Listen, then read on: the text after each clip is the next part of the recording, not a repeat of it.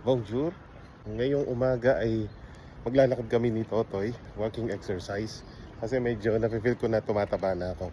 So mula dito sa bahay ni Kuya Randy, lalakaran ko papunta dun sa bahay nila. So samahan nyo kami for today's video na mag-exercise. At the same time, magpa-practice kami ng drone fly para magamit namin dun sa pupuntahan naming ibang lugar naman. So samahan nyo kami. Malapit na tayo dito sa tulay.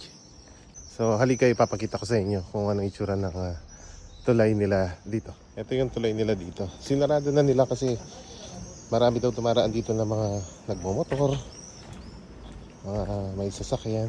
So naaabala siguro sila. So yan yung ilog dito sa tulay. Minsan may mga lumalangoy na bibi dyan o yung mga wild duck. Ito yung mga court nila paglalaroan ng football. Sa kabila naman basketball.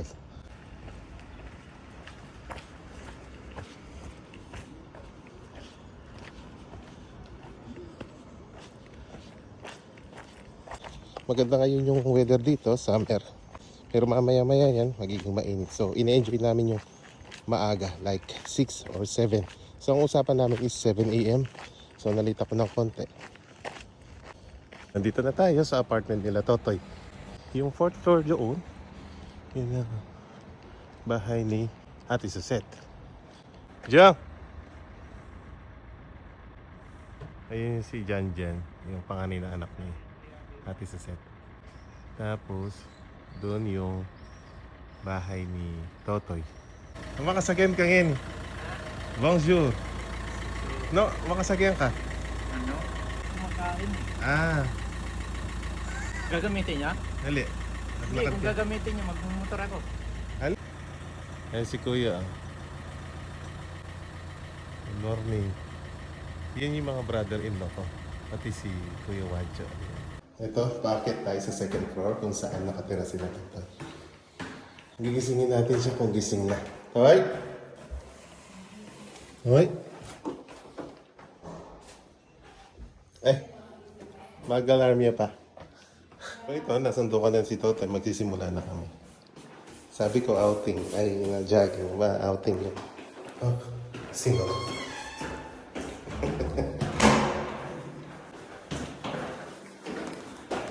So, you need to press this button para makabukas ng pinto, makalabas.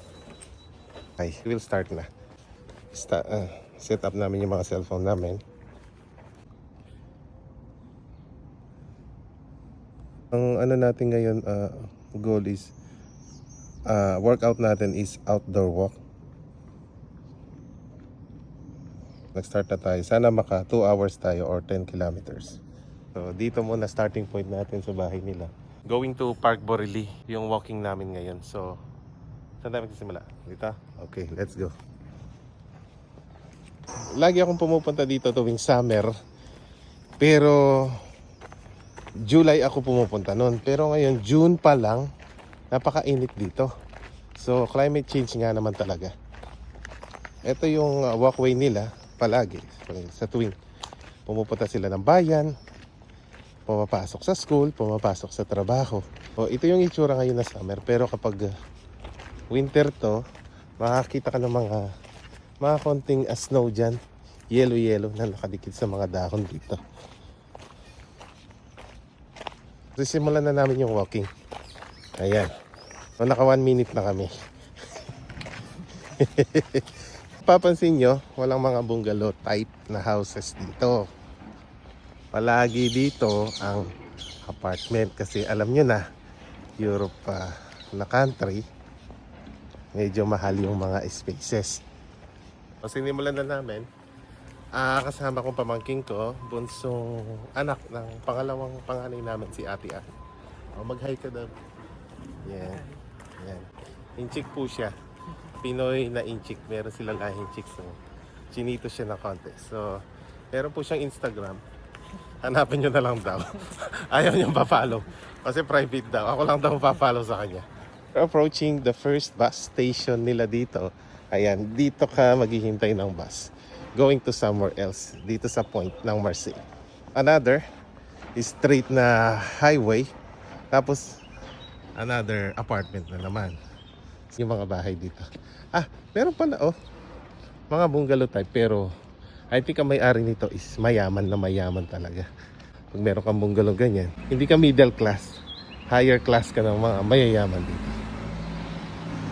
Ito yung mga bus nila dito. Mahaba lang konti, pero yung mga bus dito gawa sa Mercedes, no? Mercedes-Benz.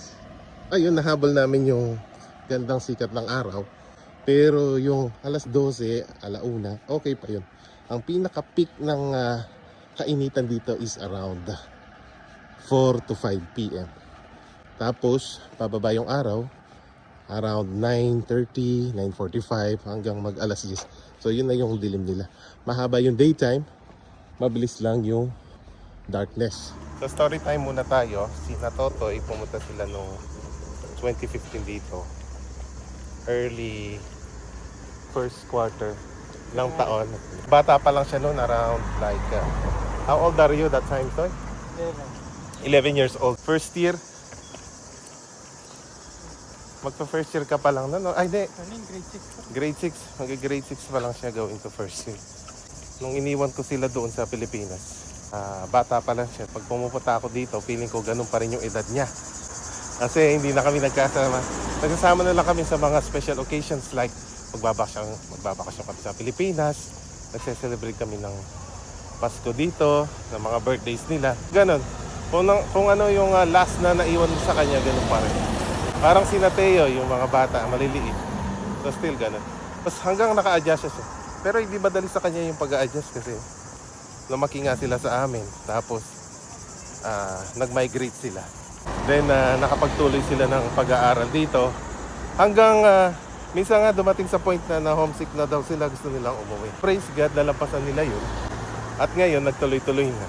Na-accept na nila yung kultura dito at manirahan. Ganun talaga, adjustment. Andito kami ngayon sa malapit sa mga bus station tsaka train.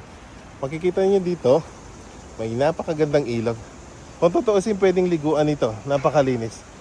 Sa tuwing winter season, nakikita ko tong ilog na to. Umaapaw yung tubig hanggang dito sa level na to. Kung ngayong summer, tagtuyo siguro, kaya medyo mababa. Siguro may mga isda din dito na pwede makain, ano? Okay.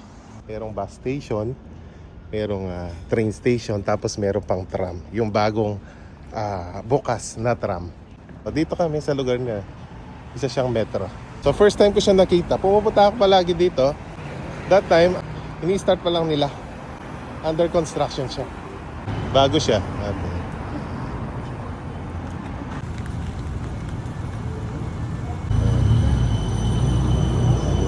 Ayan. Napakasayang sumakay dyan. Lahat ng transportation nila dito, isang tap lang ng card, pare-parehas na yan. Doon ka na left or right? Left.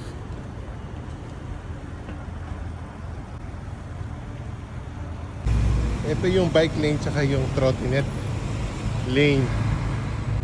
Ang ibig sabihin nito, anong ibig sabihin nito to? Ha? Hindi, naalala ko tong quadrangle na to eh. Ito, yes. Ito daw, kung saan siya nakatayo, katapat nito doon sa Paris. Alam mo ito, So- ito kila Defense. Alam mo ito. Iba yun? Fake information. Alam mo nito ang building katang kang Paris. Kaya parang, May building kang Paris. ay, mag-trivia ko sana. May palpa ka. Same structure, kala ko, sabi ni Janjan, kung saan daw to nakatayo, katapat din siya kung saan nakatayo doon sa Paris. So, kalas. Katang Paris, itang structure na rin. Dito kila mga yan. So hindi to kasali. Ginaya lang. Okay. Tapos, since nasa metro tayo, yung bahay nila malapit dito. Ito yung Orange Velodrome. Pero kung basahin mo siya in French, Orange Velodrome. Ayan, dyan nagpe-perform yung mga sikat na artist sa buong mundo. So recently sino nag-concert dito? Ed Sheeran? Bad Bunny. Bad Bunny. Nagkata? Celine Dion, nag-concert na dyan. Yan, trottinette ang tawag dito. Yung parang scooter. Pero malaki siya. So paano gamitin ito? QR code lang, itap mo lang. Tapos sa under na siya. Tapos iwan mo na lang siya sa kung saan mo pwedeng iwan.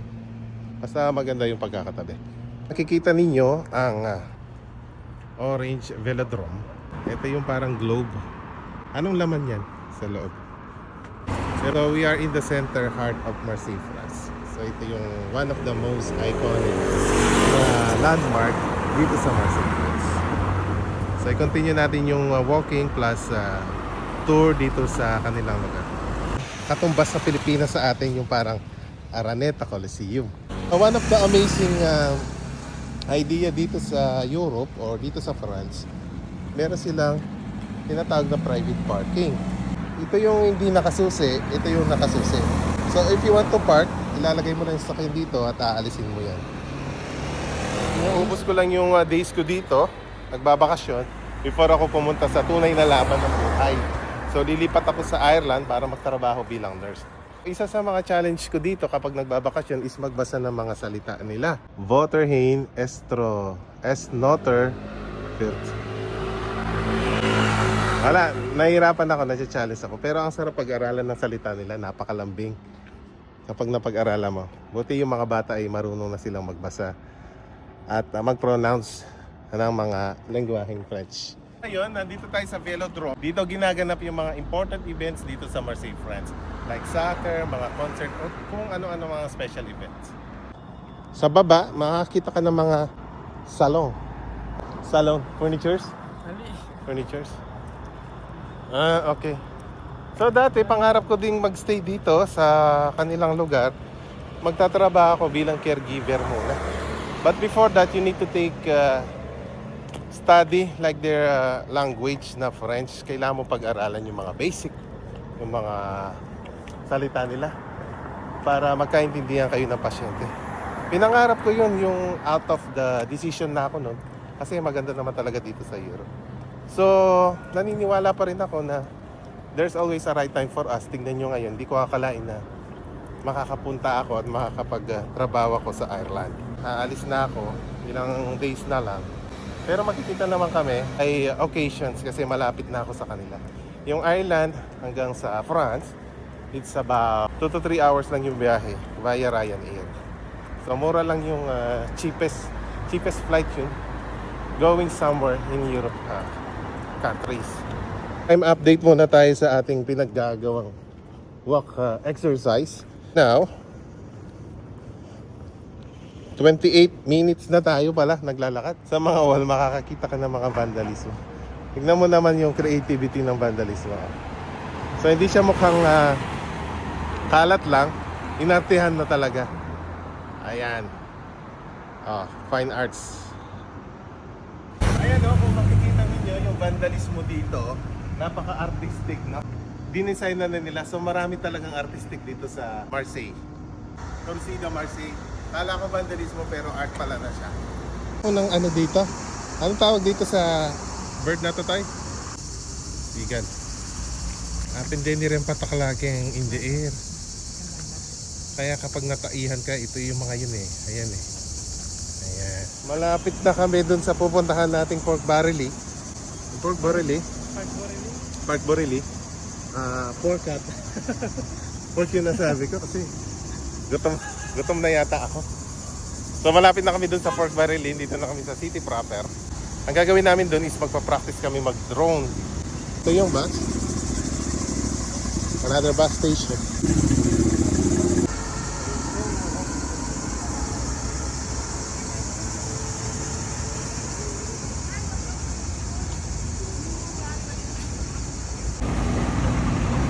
Kaya bago kami tumawid, kailangan pindutin mo tong Pietong Apuye para makatawid ka dito. Dito na kami sa pinaka-sentro ng Marseille, France. Merong dyan na nagtitinda ng crepes, kebabs, tacos, tsaka burger. Ito yung mga main dishes nila na snack. Napaka-busy ng mga tao going to their work. Mode of transportation, napakadami. Private vehicle, may bus, may trottinette, may motor, kahit ano. Dito na tayo sa along the way ng pupuntahan natin Parc Borelli. So mainly, dito siya sa left side. Ayan, nakakita ako ng chapel dito sa dinadaanan namin.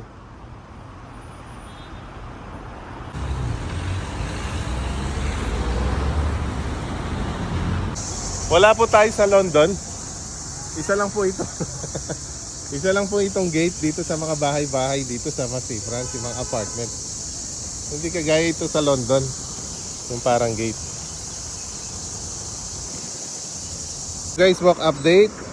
Naka 3 kilometers na tayo, 54 minutes.